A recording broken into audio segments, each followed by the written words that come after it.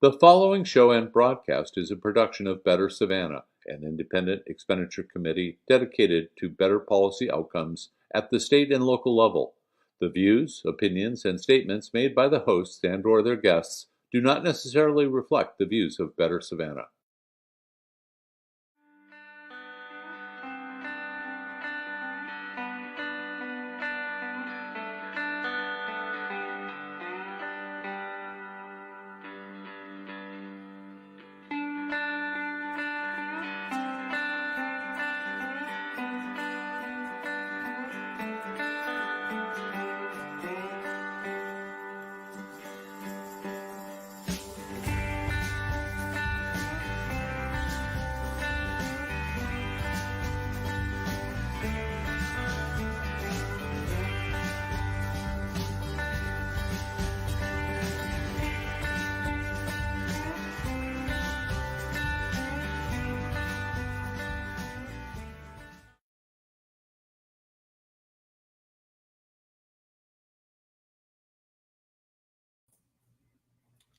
Ladies and gentlemen, thank you for joining us this evening to kick things off and introduce our speaker tonight to give a response to the State of the City address is none other than Alderwoman at Large for Post 2, Alderwoman Alicia Miller Blakely. Hello, hello, hello.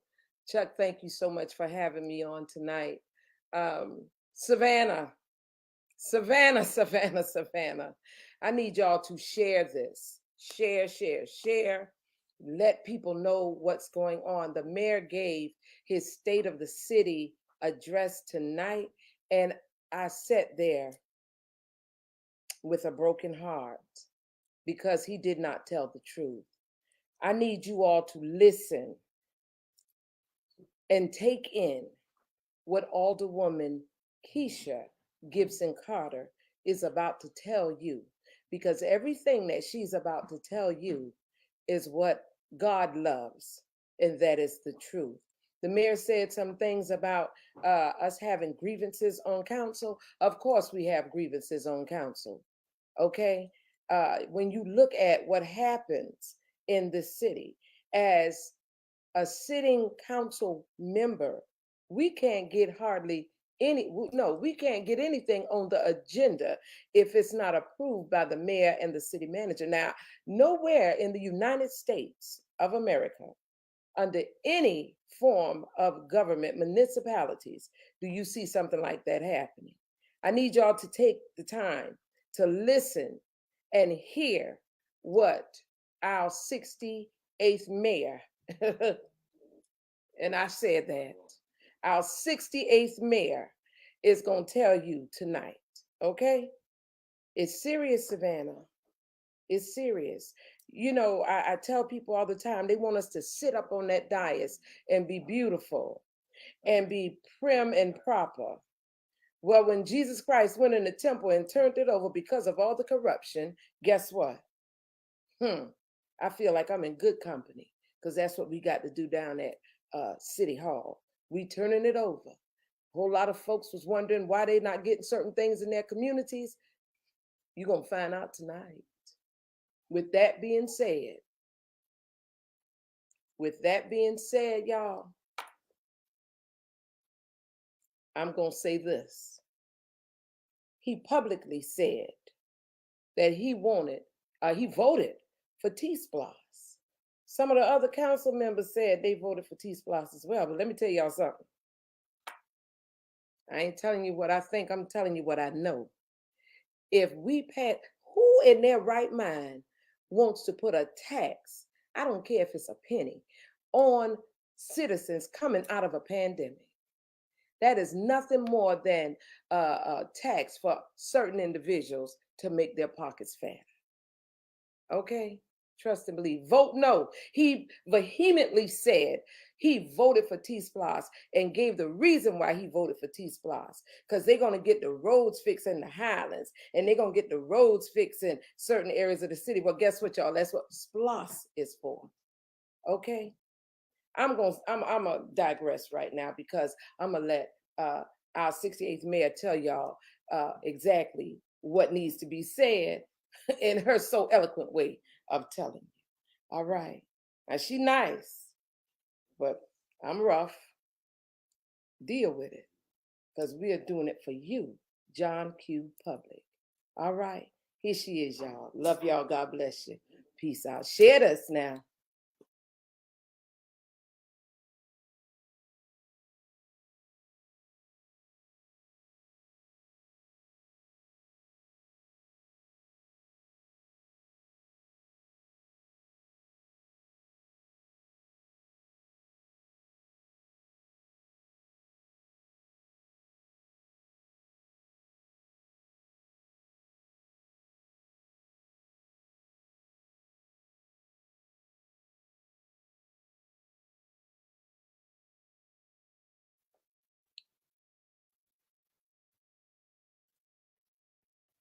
Hello, Savannah. We just heard Mayor Van Johnson's State of the City address. It reminded me of a speech he delivered nearly 3 years ago, the one where this mayor promised a specific kind of leadership. He promised to put a leaf in the table so that there would be more seats. He promised to unite a city and govern for all Savannahans, no matter how they voted. That was his pitch then, much like his pitch tonight. Savannah, my friends, need more than just rhetoric. We need real progress through better public policy. There is a real difference. Contention, you ask? The contention, the very contention that this mayor deliberately created? This council is more known for its contention than its progress. I don't want to spend much time here, but I want to say to you that you do need to know how and why this occurred. You deserve an explanation. Unfortunately, this council's majority has not delivered the progress you elected them to deliver. Within months of taking office, the mayor changed how council operates, which is polar opposite from our charter. We have been prevented from bringing to the floor vital subjects and new policy initiatives that would effectuate real, immediate change in Savannah. We have been shut out and denied equal access to the agenda, which is the initial legislative process to change. Most of the contention on council is from this basic frustration, and it is a direct result of the mayor and his majority hijacking the democratic process. We should be allowed to have honest conversations about common sense, common ground, and about making Savannah a better, stronger community. This requires dialogue. And when one side blocks all discussion, it becomes a one-way street. While he stated that the majority of what we vote on is 9-0, yes, it is. The majority of those items we vote on, we have to keep the lights on. But for those hot topic, highly debated and contested issues, that's where we want you to pay most attention. Again, distraction is the greatest enemy of direction. Do not be fooled. Is Savannah a community or is Savannah a commodity? Is the question I want you to carefully consider tonight, based on what you have seen since we have been in office, based on what you see as you drive through the corridors of the city of Savannah. Let's pause and talk public safety and mistakes. The mayor has touted long overdue police department raises. More seriously, I want you to know he ignored the cries from police officers who openly went on record saying the police department was being gutted from the inside out via failed leadership.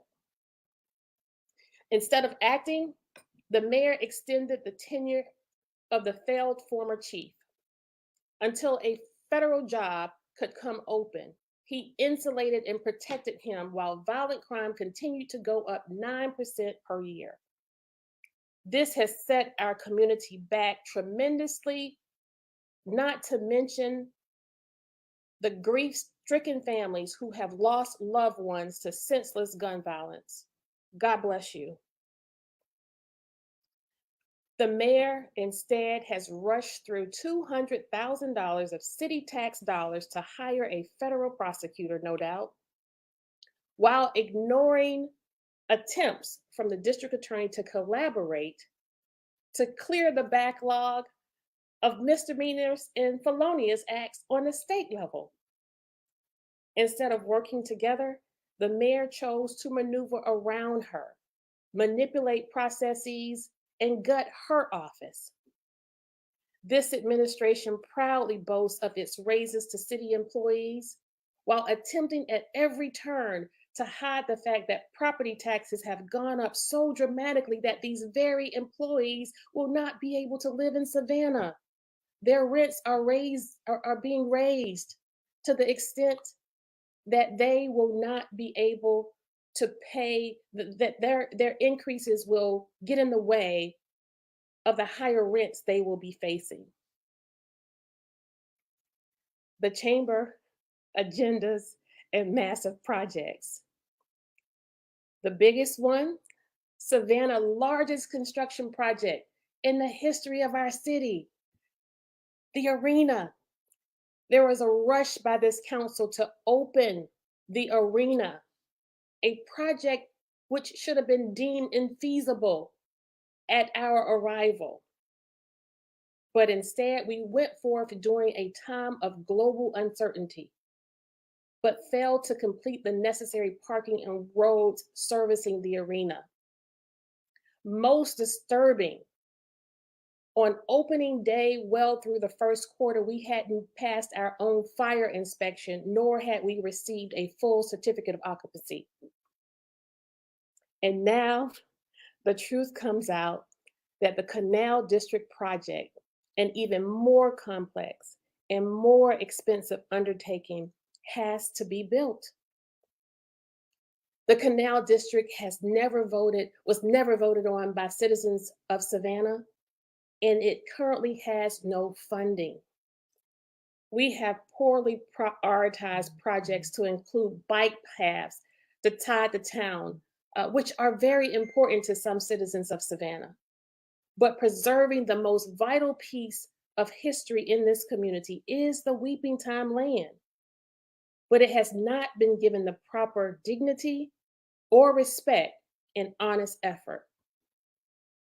This mayor proudly stands next to the president of the Savannah College of Art and Design as they unveil 21 affordable housing units that they actually no longer need, while avoiding the fact that they relocated or evicted 15 times that many residents from Chatham Apartments, of which most are among the homeless who roam the streets of Savannah.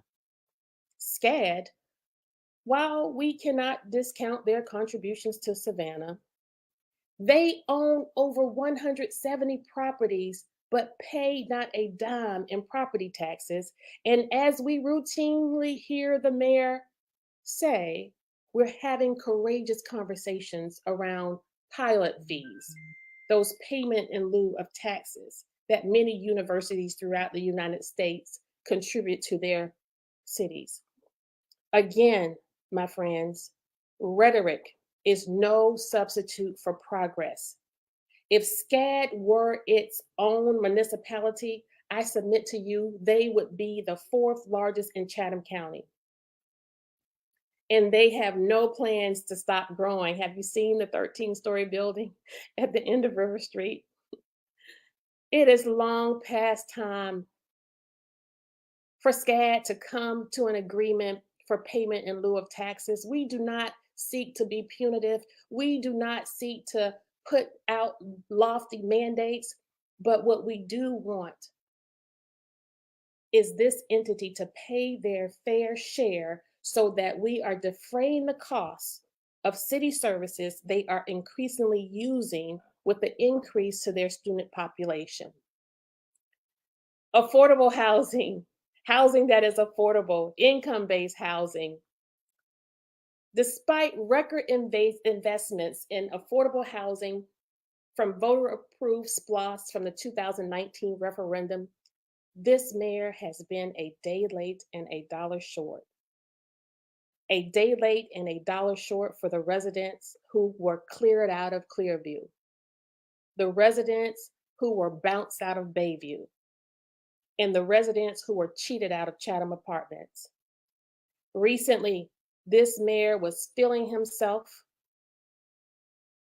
when they thought a major accomplishment was clearing out the locked up area under the Truman Parkway, the very area where this administration contributed to the influx of homeless individuals and encouraged citizens of Savannah to go down and take food and clothes and toiletries. This administration, because of the interest of big developers over at the Eastern Wharf, because that corridor has been coveted by the interest of big developers, we cleared out Savannah's largest homeless encampment. Did it need to be cleared out? Yes. Did it need to be cleared out when we entered into office 2.5 years ago? Yes. But it was cleared out just in time for the mass development that's taking place in that area where no citizens of Savannah will be able to live there. They say they were able to put multiple homeless families in shelters and relocate them. But we know, in fact, that many people, the mentally ill, the physically challenged, and people struggling with substance abuse issues were put in handcuffs on outstanding charges. Shame on us, Savannah. Another failure to get our neighbors to pay their fair share is a lack of the passage of impact fees. These are fees that go along with the development of new construction to include houses, businesses, manufacturing companies. These fees help to establish services like police, fire, infrastructure. But just last week, this mayor stated that an area like the Highlands, he would prefer to exempt all housing from impact fees, with the average new construction home selling well into $300,000. The need to keep affordable housing does not apply to the vast majority of development. We can do better, Savannah. We can work strategic exemptions into the impact fee ordinance if we had political will, but this mayor would rather play favorites to ensure all development pays its fair share. More taxes, T-SPLOST, the Transportation Special Purpose Local Option Sales Tax. Ladies and gentlemen, boys and girls, our credibility is declining. This is an administration that will look you dead in the eye and tell you to tax yourself another $450 million for T-SPLOST, a glorified slush fund, while failing to complete the Broughton streetscape that is posing major interruption to businesses, particularly our smaller local businesses on Broughton Street, another SPLOST project. More task forces, tourism, and more delays. It's the absence of leadership from the mayor and his dedication to endless tourism that has prevented Chatham County delegation from reworking and reapproving a new, expanded, and most importantly, an equitable hotel motel tax. And despite the many task force, 16 and counting, it's incredibly difficult to see any real progress for those who previously did not have seats at the table. Where is your leaf? Where is your chair? Delay by task force is a strategy, my friends. Never before have everyday citizens experienced such efforts to maintain public relations? And for what? A press conference every Tuesday, a live broadcast every Friday, an update video on Saturday morning. Be clear. Do not mistake activity for achievement. More on taxes. For the last 2 years or more, this council's majority has not fully rolled back the millage rate, thereby raising taxes on Savannahans. Mayor Johnson continues to boast of the lowest millage rate since 1987, as if you're not deserving of more. But his failure of leadership has led this community to the edge of the property tax cliff. Take the current negotiations for loss. Loss is a local option sales tax. These negotiations and the tax revenue sharing agreement with County Chairman Chester Ellis must be met. Rather than acknowledging the unique burden our city places on county government when it comes to the justice system, which beyond our police department is 100% funded by the county. Again, my friends, that is not leadership. Leadership includes the idea of compromise. Citizens of Savannah now face the uncertain future of immediately experiencing higher rising housing costs. Understand this. The failure to recertify the loss agreement prior to December 31st of this year will result in the single largest property tax increase in the history of Savannah. Let me say this again. Listen closely. The failure to recertify the loss agreement prior to December 31st will result in the single largest property tax increase in the history of Savannah, thereby contributing to mass forced displacement in one full swoop among working class, minorities, and marginalized citizens of Savannah. Even the most wealthy will feel the pinch. Nothing else is more important right now if we want to maintain our blended culture of Savannah. If we want to keep Savannah as we know her and love her, nothing else is more important right now than arriving at consensus with the loss negotiations. Because of this mayor's pride and ego and the opportunism of Chairman Chester Ellis, the two sides are nowhere close to compromise. All of this, listen closely again, all of this while the same donors who have bankrolled both the mayor and chairman's reelection campaigns have spent over $125,000 to tell you to tax yourself out of your community.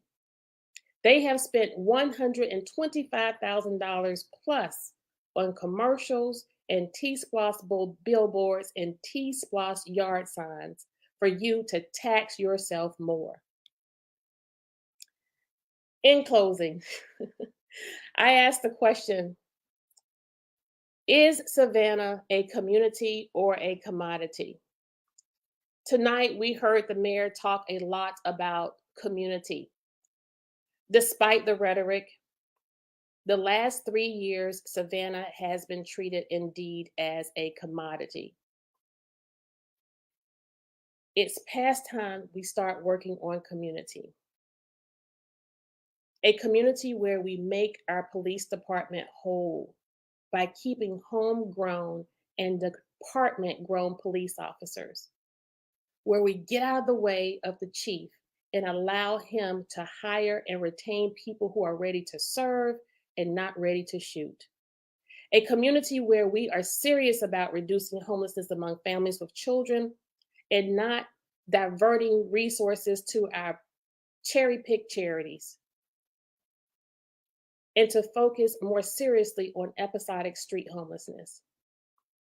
We want to arrive at a community where we are protecting sacred land and homeowners and not desecrating it.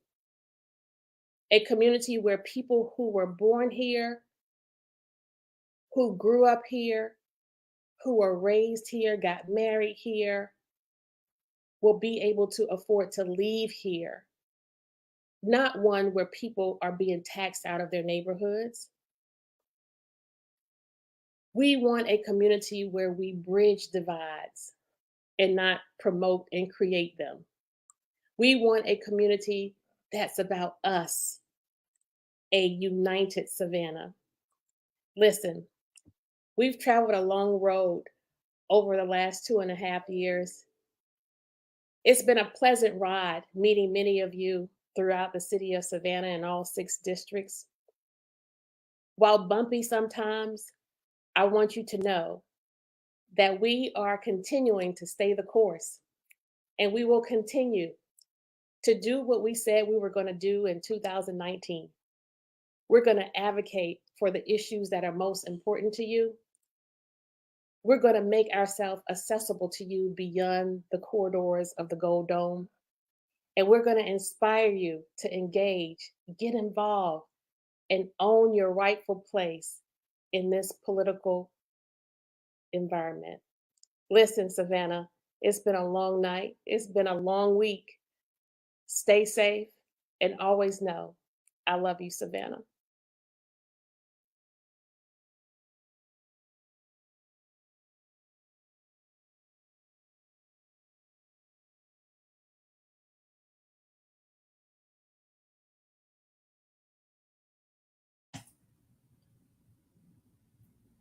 All right, we're going to give Alderwoman at large for post 1, Kesha Gibson Carter, just a moment here to take a quick breath and drink a glass of water or whatnot. And if you got any questions for us, throw them in the comments. There's a few media people that have popped in and out that I know want to get some questions in. Again, tonight, you can go to...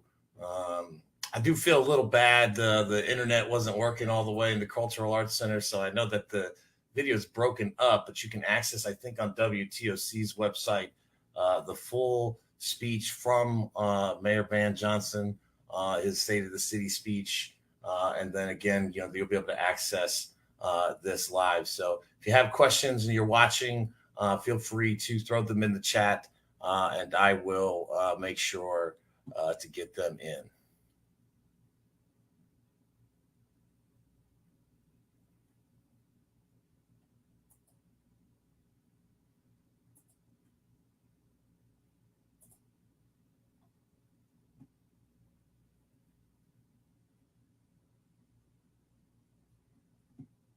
You just give me a thumbs up whenever you're ready, Kesha.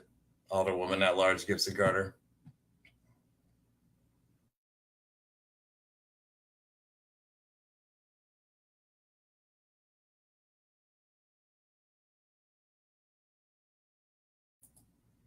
Do I have the right one in here, Jeremy?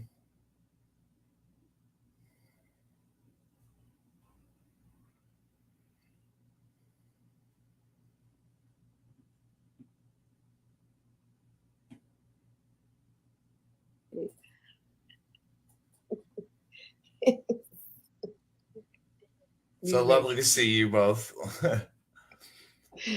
We love Savannah. Mm-hmm. We wouldn't be fighting this hard if we She's didn't. worth fighting for. Yes, for sure. Oh well, I thought some of these media would have some questions, but Jeremy, I think Jeremy's a little scared. I don't know. Everybody's always scary. What's up with that? You know what, Chuck? They don't have questions because they know everything we've said is what God loves, and that's the truth. Yes, we done told the truth.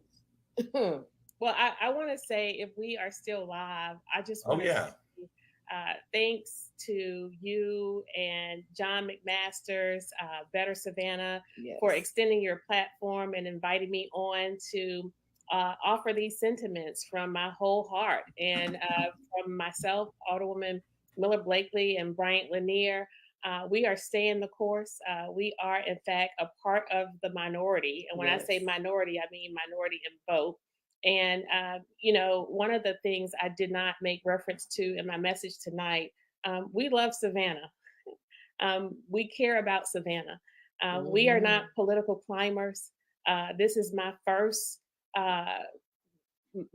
introduction into politics was in 2019 when I left a career of over 20 years serving Savannahans who experienced the worst that this community's citizens could actually experience via homelessness among families with children, street crime, violence among young individuals who were a part of violent intentional injury via gun violence.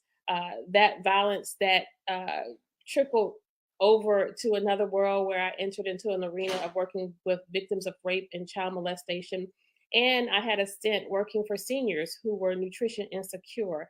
And so, with that blended experience, I came to this table with a fire in my belly and a mandate to extend my service of direct care to community, to actually sitting at a table where resources were plentiful. And now I was so excited. Very plentiful.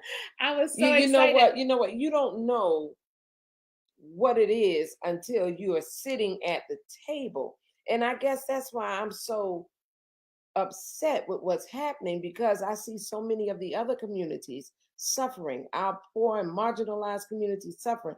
And then I'm at the table and I see that's no reason. Right. They don't have to suffer. Yes. We can change the trajectory of what's happening in our communities with the stroke of a pen, With the every same major issue. way they did Rockingham Farms. And so we just want the response from our local government to be as expedient for the citizens of Savannah who pay taxes and who live here. We want them to be expedient as we make things for the partners and developers and contractors who actually don't live in Savannah, right? But we divert and do business utilizing a tremendous amount of taxpayer dollars to bankroll these individuals. We are a part of the creation of generational legacy and wealth for a lot of people here in Savannah. And so we understand that our arrival denoted an interruption to over $1 billion of business, and that's actually off the books. That's and right. so what we are doing, it appears as if we are simply agitators and we are disruptors to the system, when in effect we are peeling the scales, folding the covers back and scraping the scales off. We're chipping away at it. Yes, and we're informing and educating people, and folks can say many things, but one of the things that they can say mostly is that never in the history of local government has Savannahans been more engaged, more knowledgeable, and more plugged in than now. And we hope that that is translating to inspiration for individuals to take their rightful place in government. What we want people to know is that you don't beg us or ask us or plead with us for what you want. You tell us. We work for you. And it is my desire to give all of Savannah back to the citizens so that you are speaking to us. You know, that's why we spend so much time in our communities. We spend so much time at the grassroots level. And surely we didn't decide to give up when we were locked out of that legislative process. When the mayor and his majority voted to change the rules of council to where we actually needed a majority to have an item introduced. You know what? Nowhere in America, in any municipality, does this exist? Does that exist? Yeah. Except for Savannah, Georgia. And that's by design. And so what we want people to understand that this is essentially a form of voter suppression. And while we can appreciate the mayor's relationships on the state level and even in DC, great, kudos to him. But again, we care about Savannah. Wait a minute. When he go to DC, he ain't telling the truth. Okay, that's a I said it moment. So what we want you to know is there's some questions coming in the inbox. Jeremy from WJCL did ask, what's the first thing you would like to do to help the homelessness problem in our city? I think just because of the Truman Parkway thing that you mentioned, that's one of the biggest things on the minds of people lately. And that's a question from the WJCL producer, Jeremy Clark. Yes, thank you so much for that question. Well, as an advocate and a service leader where I led an organization for homeless families and children for 10 years, I first know that you start with sincerely approaching the problem with compassion, right? We have to recognize that homelessness among individuals is multifaceted in terms of what causes the homeless issues that an individual, whether it's a homeless mother with children, whether it's somebody who's mentally ill, individuals who are challenged when it comes to their careers. Understand who and what you are dealing with, and then match that with the bearing capacity of your community.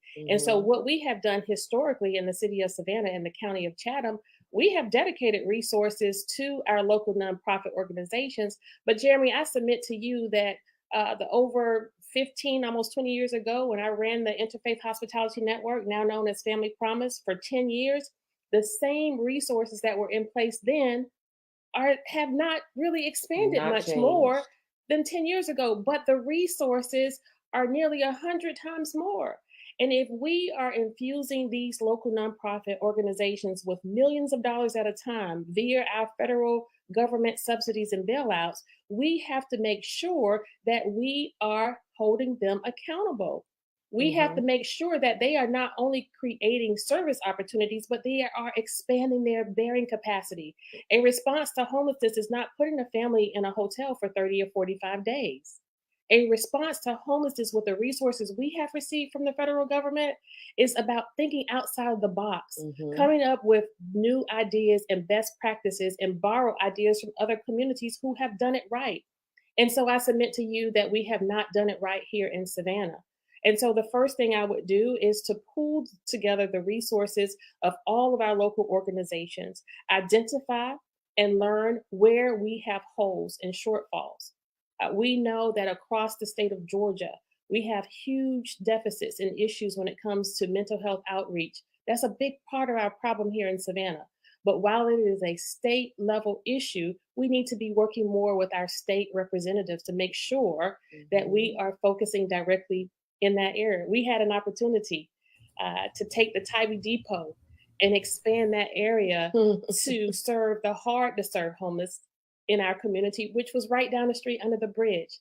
But instead of using that property that the inner city night shelter wanted to expand their bearing capacity, an organization who has 20, 30 plus years experience in doing this, a woman, Miss Yvonne Pryor, was denied access. But we would rather send our resources to a legacy partner, a former executive of the Savannah Morning News, who got the coveted job at Inner City Night Shelter. We would rather devote millions of dollars to that organization. So again, we don't want to mince words, but what we're here to say is it's time out for selecting pet projects and playing games with this money you say is in DC waiting for Savannah. Last question. When it comes from DC, we want to make sure that it's going to support the citizens of Savannah and not in the pockets of our friends. That's right. All right, we know it's getting late, y'all. We appreciate everybody jumping on. Last question, and this mayor. I'm not going to tell you who kind of inspired this prompt in my inbox just now, but maybe later. But this mayor has, often described the process of being mayor as a gamer, and this person wants you to explain how your personal feelings towards any political leader, does not really have the bearing on the policy outcome. We might have grown up with them. We might have gone to church with them, or went to high school with them. But if they're not doing, the things that they were elected to do, how do you explain to the voters that, they're not in their interest just because you know them very well or grew up with them, I don't quite understand the question, but what I can say to you, for me, there are no interpersonal or personal issues that would preclude me from serving the citizens of Savannah. And where gaming is concerned, all I have to say is that as the 68th mayor of the city of Savannah, the game will be over. you don't play games with the lives Not of at all. Savannahans. You don't play games when we are eclipsing the number of homicide and street violence more than on any other administration's watch. You do not play games when we have homeless people 4 or 5 at a time on the corners of the city of Savannah. You do not play games when this city is on the brink of facing the largest act of forced displacement the city has ever changed, thereby changing the culturally rich community that we love. And so what we want you all to understand, that the media has done a marvelous job of marring this council. And admittedly, has there been contributors to what they report on? Yes. But has their reporting been fair, balanced, and impartial? No. And so if you look at the backstory behind every story, and I think I am possibly the most reported on council person in this region, if not the state, with the level of reporting negatively that's reflective of my person and my service, you would think that I committed one of the 3 major acts that generally sink a politician. There has not been any sex scandals with a man or a woman. I haven't stolen or misappropriated any funds, and I have not committed or been accused of a crime, DUI, drugs, nothing. But if you were to Google me, and if you were to look at the salacious, non-journalistic stories that these people have conjured up, and I understand that it's mostly the editors and not the journalists, you would think that I committed all acts all at the same time. And that's okay. We're here not for that, but if it takes that, and if I have to go through that to get to the other side, we'll consider it dress rehearsal. And in November of 2023, we'll be ready. Yes. But, I have to comment on this. When you say the mayor is a gamer, y'all, let me tell you this. That's why Savannah is in the condition that it's in, because they have been, past politicians have been playing games for 18 with years. People's lives. They have been gaslighting, shucking and jiving, stepping and fetching, hoodwinking and bamboozling the citizens of Savannah. Okay, we are the ones that's bringing light to what's really going on in this city. And they don't like it. The powers that be in the masses, they don't like it. But guess what? Like you say, I ain't going to shut up. I ain't going to give up. And I'm not going to let up. And you ain't going to let up. P2. Now, I got you. P1. It's done. Yes. Great job tonight. Good night, everybody. Good night, y'all. I love you, woman. I love you more, girl.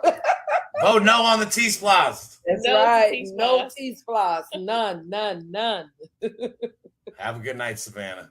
All right.